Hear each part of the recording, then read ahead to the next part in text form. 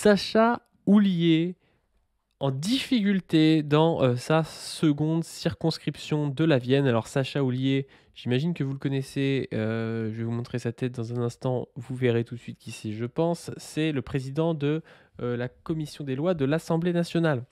C'était aussi un des grands noms de l'aile gauche, on va dire, de la Macronie et des Jeunes avec Macron. Moi, c'est quelqu'un qui m'est assez antipathique. Pourquoi? Justement parce que cette aile gauche a toujours été là pour nous vendre la pilule et faire comme si Macron faisait du social, faisait de l'écologie, faisait de l'antiracisme, faisait du féminisme, alors qu'il n'en était rien. Alors, soit Sacha Houlié nous ment, c'est-à-dire qu'il sait très bien que Macron ne le fera pas et nous dit «Ah non, mais vous inquiétez pas, il y aura la retraite minimale à 1000 euros, machin», et puis en fait, il se fait avoir par Macron. En fait, il sait que Macron va nous avoir plutôt. Soit il se fait tout le temps avoir par Macron, auquel cas c'est un député qui ne sert à rien. Donc dans les deux cas, c'est pas très très bon pour lui. Aujourd'hui, il est en difficulté dans sa circonscription. Pourquoi? Parce qu'il est face à Valérie Soumaï du Nouveau Front Populaire. Et aux dernières élections, il avait fait 51,2% au second tour. Donc il était déjà à ras de perdre sa circonscription face à Valérie Soumaï, alors qu'il a beaucoup plus d'exposition médiatique. Et aujourd'hui, avec le bilan de Macron, ça va être compliqué pour lui. Il y a un article de Mediapart que vous pouvez aller lire. L'article, il s'appelle comment?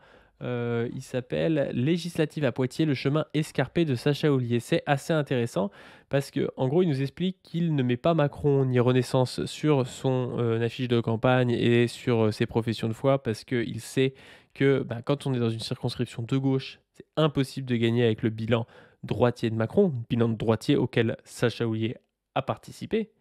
Ça, c'est une première chose. Et puis, aussi, il nous explique qu'en gros, lui, il trompe en fait les électeurs. Enfin, vous allez voir que l'article nous montre qu'il trompe ses électeurs. C'est assez ouf. Il dit «Je parle de sécurité aux gens de droite et éducation et écologie aux gens de gauche». Enfin, c'est pas très sérieux comme truc, c'est-à-dire que vous donnez à bouffer un peu selon les intérêts de chacun pour faire comme si vous étiez de droite aux gens de droite, comme si vous étiez de gauche aux gens de gauche. Enfin, je veux dire, faut assumer ses idées au bout d'un moment. Sacha Houlié, c'est quelqu'un qui a fait partie d'un gouvernement pendant 7 ans, qui a un gouvernement qui a cédé face à l'extrême droite, qui a cédé face à la finance, qui est plutôt conservateur. Il devrait faire campagne sur ces thèmes-là. Pourquoi faire comme si il était de droite aux gens de droite, comme s'il était de gauche aux gens de gauche? Ça n'a pas trop de sens. Bref, on va regarder déjà ce qu'il nous disait entre 2016 et 2017 pour qu'on se rende bien compte de la différence entre ce qu'il disait et ce qu'il a promis et ce qu'il a fait avec le gouvernement. Sacha Houlié nous dit donc «Jamais Macron ne permettra que son nom soit sali par des soutiens de candidats mis en examen convoqués par les juges». Donc je ne sais pas, vous pensez quoi des gens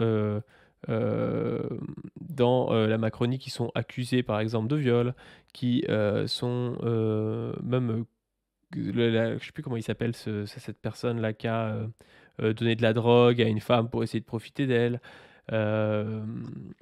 qui sont aussi pris la main dans le sac pour avoir détourné de l'argent public ou des choses du genre. Vous en pensez quoi? Vous pensez que Macron les a reniés? Non, Macron les a toujours protégés. Même Benalla, je veux dire, Benalla, c'est la preuve que Macron protège plutôt certaines personnes qui ont un comportement qui est tout à fait répréhensible par la loi. Mais pour Sacha Houlié, il semblerait que Macron ne permettra jamais tout cela.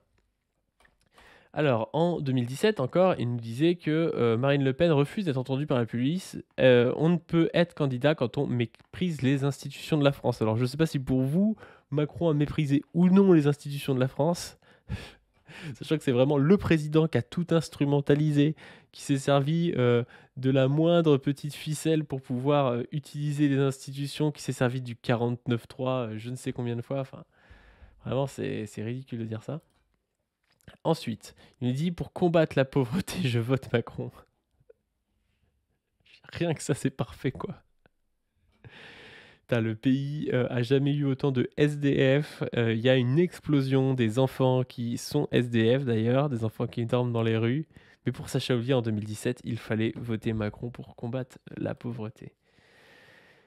Après, il nous dit « Je n'ai jamais dit que je n'étais ni de droite ni de gauche. On a voulu me caricaturer. Je suis de cette gauche du réel. » C'est un direct de Macron. Voilà, le mec a cru que Macron était de gauche. Donc voilà, c'est encore une fois, je vous dis, soit ce mec-là ment, soit c'est un énorme dindon de la farce et ça n'a aucun sens de l'élire député. C'est soit l'un, soit l'autre. Ensuite, le service national a comme but de recréer de la mixité sociale, de sensibilité sur les sujets de société. Bon, allez, ça c'est gentil de l'avoir mis, mais c'est vrai que le SNU, ça a été plutôt un fiasco de l'ère Macron. Ensuite, jamais Macron ne laissera les travailleurs sans récompense. Le travail paiera 1200 € par an en plus pour un emploi au SMIC sans travailler plus. 1200 € en plus sans travailler plus avec Macron, c'est quand même assez beau, mais ça ne s'est jamais passé. Ensuite, mon projet est de permettre à chaque travailleur au SMIC de gagner 100 € de plus net chaque mois. Encore une fois, je ne sais pas qui a vu ses revenus augmenter sous Macron, mais en tout cas, c'est pas moi. Ensuite, vous avez ça qui est intéressant, il nous explique la réforme des retraites en 2020. Parce qu'on va ouvrir de nouveaux droits avec la réforme. Ces nouveaux droits, c'est la prise en compte de la pénibilité. Ces nouveaux droits, c'est le minimum contributif. Alors sous ce barbarisme, en fait, c'est l'entrée en disant si vous avez travaillé toute votre vie, c'est minimum 1000 €. Et c'est 1000 € évolutifs, c'est pas 1000 € bloqués parce que c'est 85% du SMIC. Ou ces nouveaux droits, c'est encore la garantie au conjoint survivant de 70% des revenus du couple. Donc vous voyez, c'est toutes les promesses qui n'ont évidemment pas été tenues sur la réforme des retraites. La réforme des retraites a été d'abord masquée par la Macronie. Bon là c'était sur celle de 2020, mais même sur celle qui a eu lieu ensuite, en 2023, c'était pareil. C'était voilà, on va faire ça, on va faire ça, on va faire ça. Vous inquiétez pas, ça va améliorer la vie de bon nombre de personnes. Vous aurez 1000 € minimum. En fait, il n'en était rien. Et ils ont dû avouer au fur et à mesure qu'ils mentaient. Et c'est pour ça qu'il y avait une forte mobilisation d'ailleurs. Ensuite, là c'est intéressant parce qu'il nous explique qu'il a peur de l'extrême droite et qu'en fait il y avait une montée de l'extrême droite et pourtant aujourd'hui Macron cède totalement à l'extrême droite. On l'a vu dans la capsule sur Macron qui explique qu'il cède aux paniques transphobes sur gna gna gna, changer de sexe en mairie, c'est hyper dangereux, je sais pas quoi, qui nous explique que le programme du nouveau Front populaire est immigrationniste. On voit toute cette reprise du lexique d'extrême droite et on voit ce qu'a fait l'ère Macron. Jordan Bardella à 32%. C'est Macron qui a fait ça et même aujourd'hui, il a dissous l'Assemblée, ce qui avantage quand même vachement l'extrême droite et qui désavantageait la gauche qui était désunie.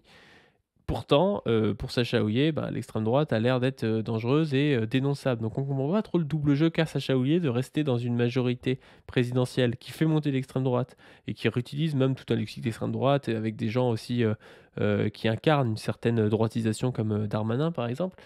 Mais de l'autre côté, rendre compte que l'extrême droite est dangereuse.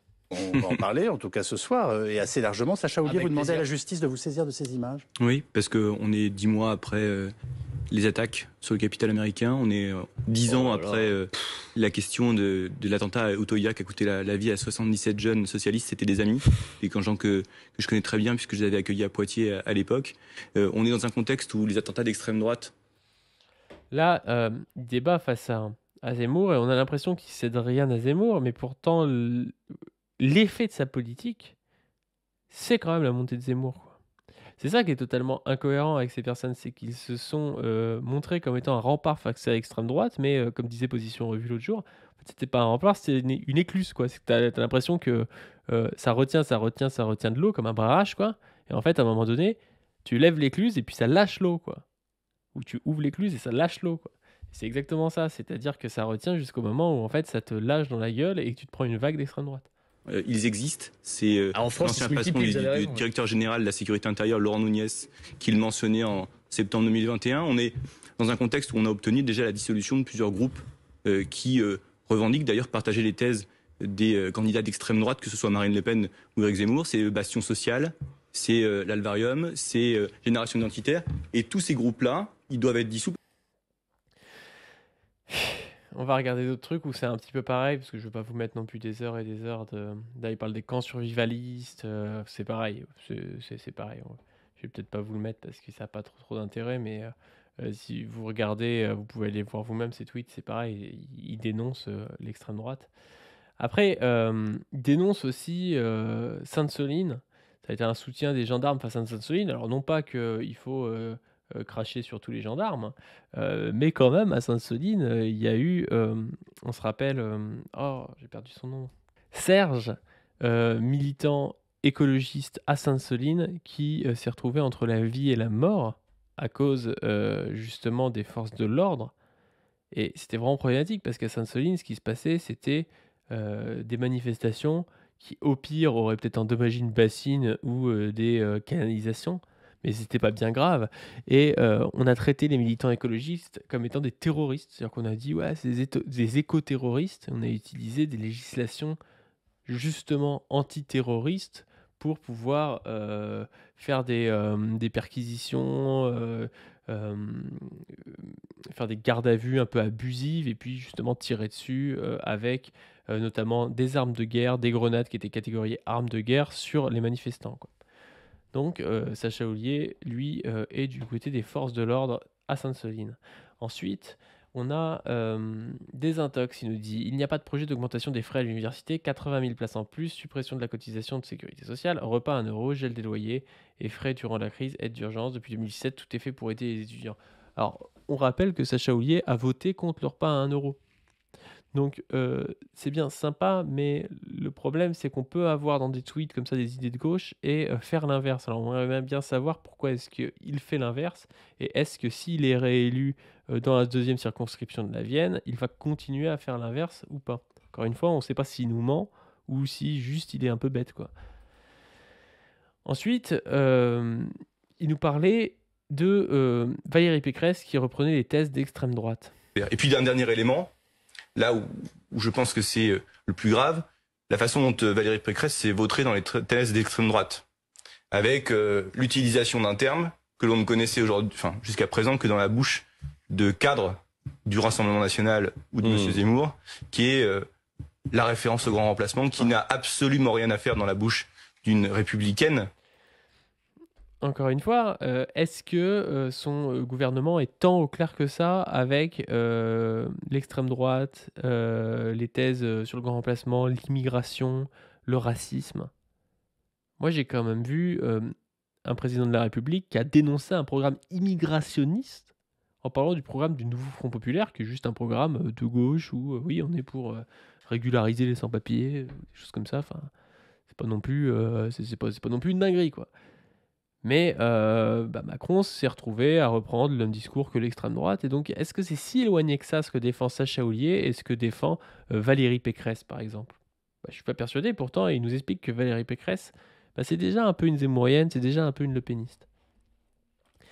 Et ensuite, dernièrement, on a envie d'écouter Sacha Houlié qui, pour une fois, a raison. Bon, c'était en 2016, il avait raison trop tôt, mais il nous disait aux progressistes de prendre leurs responsabilités en faisant triompher leur candidat face à la droite conservatrice et à l'extrême droite. Et donc nous, on a envie justement qu'il y ait des candidats du Nouveau Front Populaire qui triomphent face à la droite conservatrice, c'est-à-dire Sacha Houlié, et face à l'extrême droite. Et donc on soutient la candidate du Nouveau Front Populaire, Valérie Soumaille, que je vais essayer de faire passer sur la chaîne d'ailleurs, justement pour nous parler de sa campagne et pour aller gagner face à Sacha Houlié.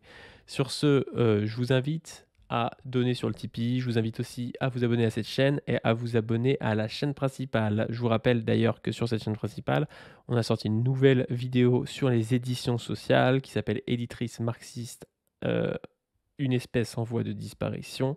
Je vous invite à aller voir ça parce que c'est vraiment intéressant. C'est une vidéo qui a fait moins de vues que d'habitude parce que c'est pas très putaclic comme truc. Évidemment, quand on parle des éditions sociales, c'est pas comme quand je dis je détruis je sais pas quel youtubeur. Et pourtant, la vidéo est quand même vachement quali.